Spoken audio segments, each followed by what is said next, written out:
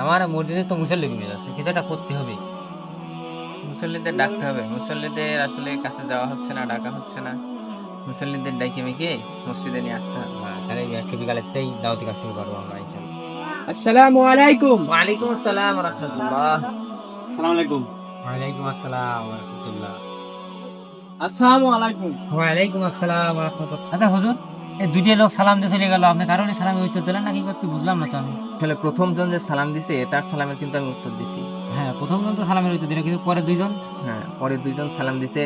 একজন বলছে আসসালামু আলাইকুম, একজন বলছে আসসালামু আলাইকুম। হ্যাঁ, এদের দুইজনের সালামই ভুল।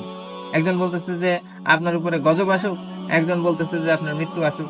তাহলে এদের সালামের কি উত্তর দেবো আমি? পরিপূর্ণ শুদ্ধ সালাম কি? আসসালামু আলাইকুম। এটার উত্তর আমরা বলি ওয়া আলাইকুম আসসালাম। সে আমারে বলে যে আপনার উপর শান্তি বর্ষিত হোক, আমিও বলি যে আপনার উপরও শান্তি বর্ষিত হোক। মূলত আমাদের শুদ্ধ সালাম শিখে সালাম দেওয়া উচিত।